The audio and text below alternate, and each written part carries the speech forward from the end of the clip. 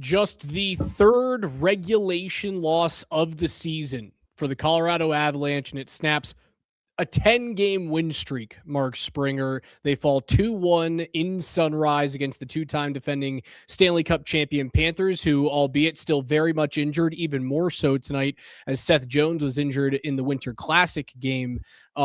The Avs dealing with injury issues of their own. Yes, they get Gavin Brindley back from injury, but Devon Taves, who did come back in the win against Carolina, did not play. He was a game-time decision. And then early on in the second period, Gabriel Landeskog toe picks off of his left leg. His knee buckles in, and then he crashes into Daniil Tarasov's net, rib cage first. And as all of us here at Altitude Sports Radio, and I'm sure every Avs fan around the nation and around the world was hoping, was, for the love of God, don't be a knee injury. And the first reports, it's an upper body injury.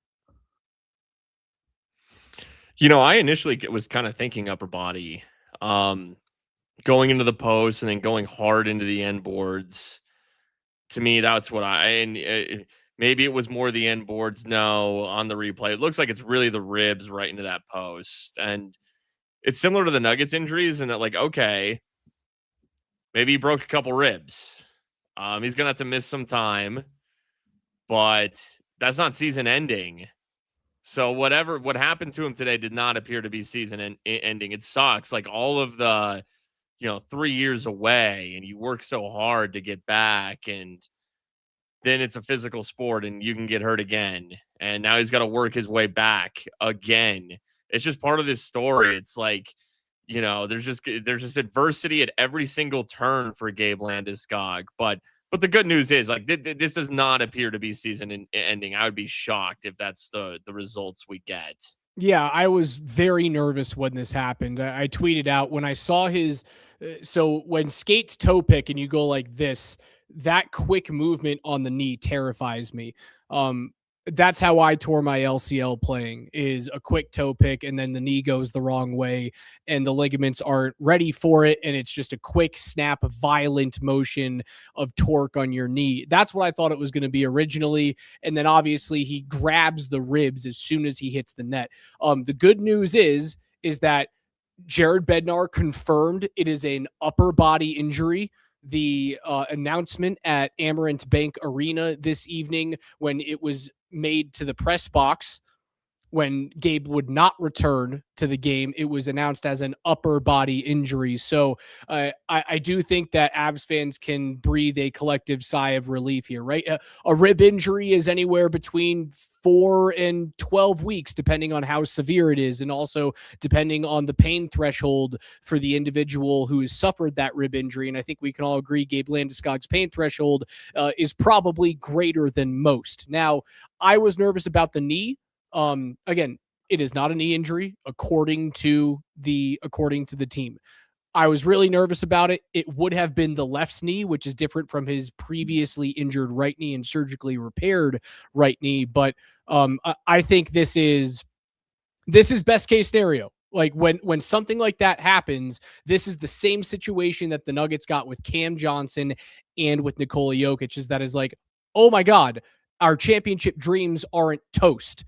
He's only going to be gone a couple of months. I mean, I would have felt differently if he was like, most. If he was like holding his knee, like Cam and Jokic were, where they were like, their hands were clearly wrapped around their knee as they were writhing in pain. Like, that dude just got the freaking wind knocked out of him. And beyond that, I'll be surprised if it's not a couple broken ribs. That's probably what that is. If that's the case, he's out through the Olympic break. Then the question becomes, and I see it was exactly what I was going to get to, is he out for the Olympics? You can put like extra padding in the rib area, and it wouldn't shock me if he still played, even with a couple of healing broken ribs for Sweden. Although, I mean, it just means so much to him because of his story and how long he's been out. But it also could be just like, dude, we do want you. Like, the organization could just come to him and be like, hey, man, we don't want you playing even with the slight healed fracture in your rib. Like, you're out. You can't play for Sweden anymore. Yeah, I mean, I don't expect the team to do that. Bednar on the morning show with Moshe Lombardi and Kane on Wednesday said, we want what the players want. So if he is healthy by the time the Olympics roll around, the issue for him is that the Olympics are in 4 weeks. And if it is a broken or a fractured rib, that's probably something that isn't going to be turned around that quickly. Seth Jarvis had a very similar injury where he's dealing with broken ribs. He went right into the side of a Florida Panther net back on December the 19th. He is back and skating right now. Just what is that? Almost 3 weeks after that injury. He's back in skating, but he's nowhere close to returning to play. I do expect this if that's what it is, because again, all we know is upper body injury, rib cage area. What we know is that bones heal faster than ligaments and tissue. So that's good news, right? If it is rib cage bone type of injury, I expect that he would be out until post Olympic break. And you know what? As much as I'd be gutted for the captain to miss Milan Cortina, I'm okay with that. It might be what it has to be. Like I said, I'll be shocked if it's not a couple broken ribs. That would be my guess. Hey, could be nothing. It could be nothing. It really could Right. be. Yeah, we don't know yet. It's conjecture. We'll see. We'll see. They've had great injury luck this season. Nichushkin missed some time, came back. Really, the Gerard missed some time, but really Nichushkin was the biggest one they were without. Didn't hurt him too much. Gavin Brindley stepped up, and it might have to step up again. I think now you're without a top six dude. You're kind of back to where you were when Nichushkin was out. And Gabe had been coming on so great too. So a little adversity, for the team. Your man down, your top six, your top three. It's on your top line now. When your top three dudes is out, makes things a little trickier. So, yeah, it was not going to be, man, it would have been too good to be true if it was just everyone stays healthy all year and all your top dudes stay healthy all year. And this is what a lot of people have been saying is like, I kind of want, and this was not me because I never root for losses. People were like, I kind of want the Avs to lose a game to make it feel like they're a real NHL team again. This is obviously paired with the loss today against Florida. Really good team fighting for a playoff spot, just waiting to get healthy yet again. I would be shocked if Florida doesn't make the playoffs and isn't the most dangerous team in the Eastern Conference. This is your adversity, right? This is your, hey, you're on a historic pace. You've got 69 points, nice, through 41 games this year. But here's your adversity. Here's your reality check without Taves, who's going to, again, he was a game time decision today, but Bednar did say in his post-game presser that Taves would miss some time as well. Blackwood could be back as early as the Ottawa game. I expect all of those guys to miss a couple of weeks, man. Here's your adversity. Time to step up. And can you do it shorthanded? And can you do it without the guy who has very clearly changed the physicality and changed the kind of like the give a fuck meter on this team? And that's your captain, Landeskog. Yeah, Blackwood's injury is interesting because they start Wedgwood today. When we thought maybe it could have been minor, and it's similar to how they started Blackwood on a back-to-back about a month or so ago in New York, in Philly. But they knew Wedgwood was going to be back that Tuesday, so they could afford to go Blackwood back-to-back. So I don't know if they're starting Wedgwood back-to-back. Does that mean that they don't think that Blackwood's injury is too bad and he can come back and, you can ride Wedgie 3 out of 4 nights or whatever it might be? It probably will be. I imagine Wedgwood will start in Tampa, but that is easier to swallow if Blackwood's back after the road trip. Maybe it's an indication of that. I don't know. It was an indication that Wedgwood wasn't far off when they started Blackwood back-to-back. Maybe it could be the reverse here. If Blackwood is going to miss a couple weeks, then I don't know. Maybe Wedgwood is still starting every game, and it's going to be taxing on him. But they certainly didn't want to give anything away today. It could have and maybe should have gone to Trent Miner, but they played to win. They went with Scott Wedgwood second day of a back-to-back. Yeah, they didn't lose because Scott Wedgwood played tonight. He was good enough. He The Ekblad goal was unsavable. He couldn't see the puck. It was a very good shot, and I think their energy just died when Landeskog left the game. The power play, after being really awesome yesterday, especially in the third period, went back to being complete crap and arguably a hindrance in terms of winning the game tonight as compared to, well, a power play. They gave up multiple odd man rushes. Brad Marchand should have had a power play goal, or rather a penalty kill goal on a breakaway that he just doesn't corral the puck early on in this game. The power play went back to sucking. So that's, that's cause for concern, but I suppose if we just, it was they terrible. Couldn't even enter the zone. They couldn't even enter the zone half the time. And they need to move. There was no movement. Like, that's the key. You can't have Natchez and McKinnon hemmed up on the left side. That happened too many times on the power play. Oh, there was one early on where Nate got a shot on the right side. Nate also had a shot at the point. That's what it's going to have to be if you're going to play this system. McKinnon's going to have to score power play goals on the right wing. He's going to have to find himself over there and score power play goals on the right wing. I can't remember. It's very rare that he scores on that right wing, but he's going to have over there. He's never over there. They're going to have to move. You've got to move. And there was there were two. And look, they played 22 hours ago. So there is that. But you got to move. They must have been tired. Landeskog gets hurt. Dude, it was a 21 and a half hour turnaround, which was, in terms of the scheduling, ridiculous for a 21 and a half hour turnaround on a back-to-back from Carolina to Florida, which is not like, it's on the same side of the country. It's not here to Utah, dude. Like, that's north of a 2-hour flight. It's a 2-hour flight. Sure. And I swear, I think like in the NBA, it's illegal, even though they did it to the Nuggets recently, because now they have these 9 p.m. Peacock games. But David Adelman was like, yo, the rules are we cannot start a game within 24 hours, and you have us starting one like 23 hours apart. Insane, right? They broke their own rule in the NBA. I don't know if they have that rule in the NHL, but yeah, in that respect, and given that, Florida is still solid, and it's on their ice, yeah, things are stacked against you a little bit. No Taves, Landeskog leaves. It was just that. Like, it was time for regulation loss number 3. Like, clock was due. Rent was due. All right, it was. And you're going to have these losses, and it's going to be fine. Like, yeah, does it feel great that you lost to an undermanned Panthers team? No, but I don't want to sit here and like explain it away and just go, yeah, Gabe got hurt and you lost the energy. There were multiple things. That was part of it. The quick turnaround from Raleigh was part of it. Playing your goaltender back-to-back nights was a little part of it, but I still think Wedgwood was good enough to win the game. The main reason why he lost tonight, and this is going to be the issue for the Avs unless they fix it, and until they fix it, right, is they lost because the power play was not good.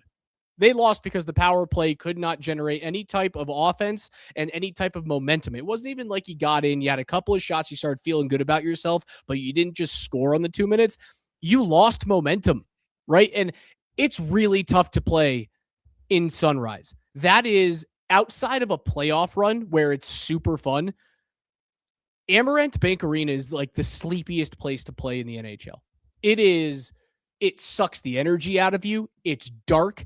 It's cavernous. It is rarely filled to the gills, especially at this time of year. Like, you have to manufacture energy. And I just think tonight was like the perfect confluence of, here's a loss. Like, just eat it tonight. And now you don't have to go back. Like, you don't have to go back there until a cup final if Florida gets there. Yeah, I mean, it's similar to losing in Boston, Long Island, and now South Florida. The Islanders are probably the best of those 3 teams right now, but they're all capable. If it's any given night in any given circumstance, East Coast is always tough. Yeah, you just dropped one, plain and simple. But Dallas, look, hey, Dallas had a chance to pick up 2 points today. Picked up one. Overtime loss at home to the Canadiens. Canadiens are like the best overtime team in hockey, man. They're fun. They go to overtime and you just go, here's an extra point. They are so fun. So young, so fun. Lane Hudson. Sidney Crosby scores an overtime goal today, 24th of the season. Guy just continues to get better. Penguins have won 5 straight.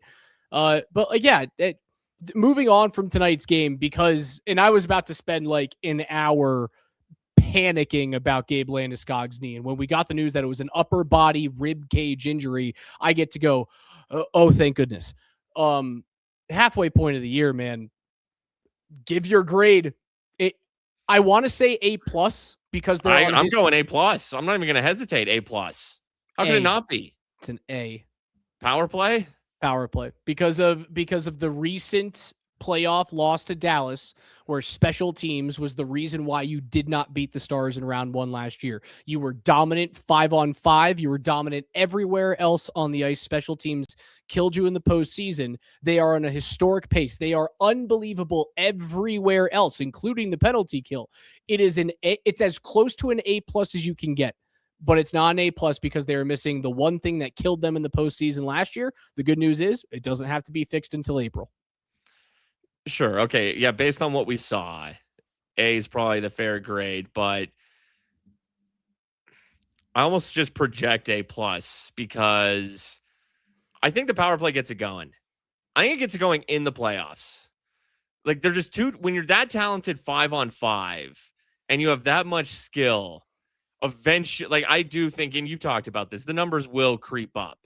I think it's going to take a while though. I think the numbers are going to start creeping up maybe like late March, early April at the right time. As long as they start creeping up at the right time. And I can see that happening just because they're too talented. And there's a reason you're that good 5-on-5, like because of the talent. It's how power play 2 seriously can chip in a handful of goals and they're 30 or so seconds because there's a ton of talent on that unit.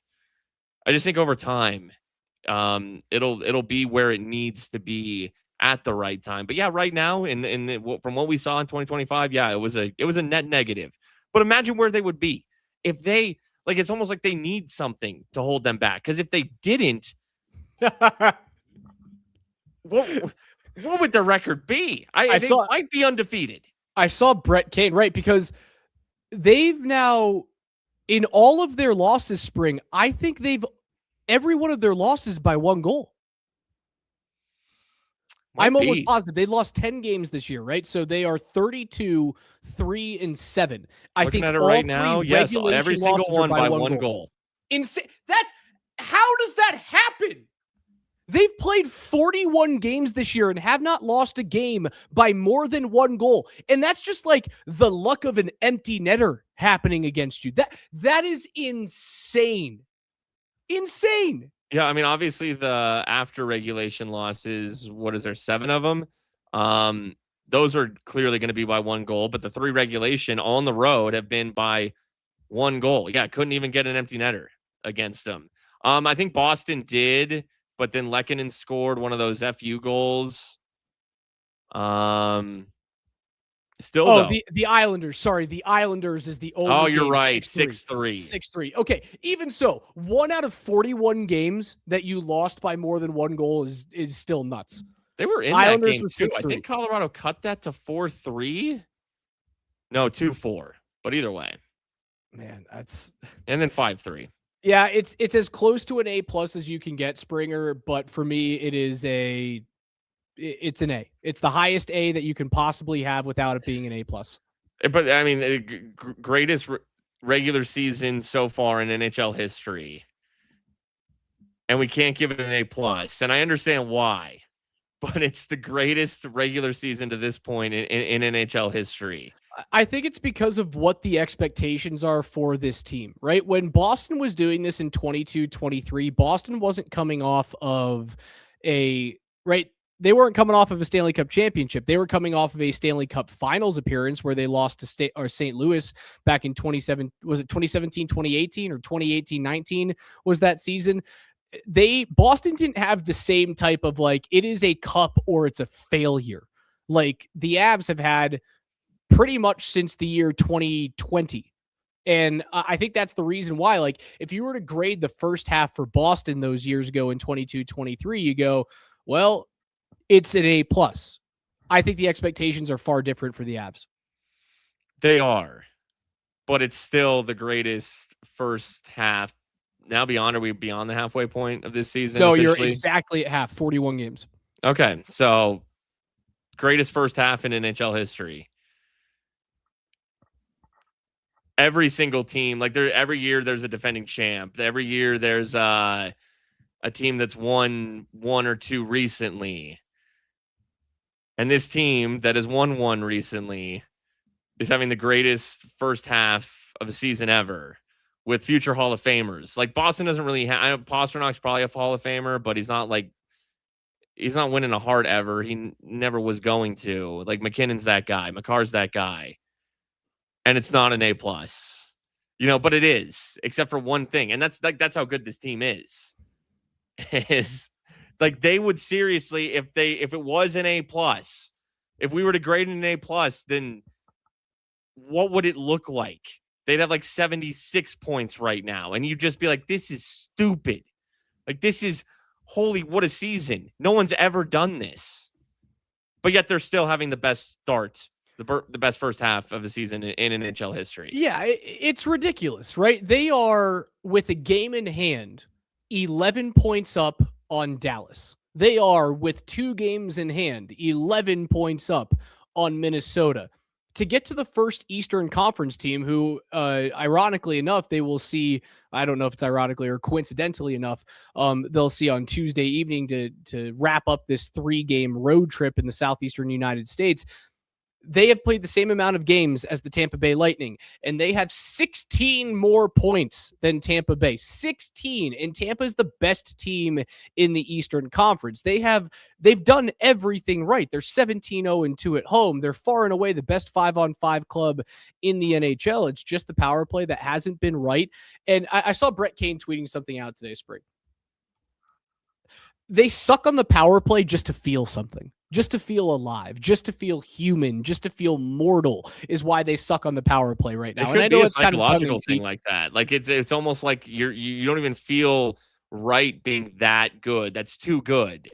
And it makes it like you need some difficulty to get your brain going, to make you feel like you have something you're working for. Plus 72 goal differential is more than double number 2, which is Tampa. It's 40 more than Tampa Bay. And they've scored more goals than any team in the NHL at 165. Let's see. Number 2 it appears to be the Stars at 146. They've also allowed the fewest goals in the NHL, 93. They're the only team still in double digits. Every team is the triple digits in goals allowed, with Tampa being the next best at 110. I mean, it was just stupid. That's stupid. The goal differential between Colorado at 1 and Tampa at 2 is 40 total goals. The differential in terms of 40 goals between Tampa and 40 goals below them is number 2 to number 23 in the league. Think about that gap. 1 to 2 is the same gap as 2 to 23. Insane. That's insane. And now Tampa's on the longest win streak in the NHL at 7 games.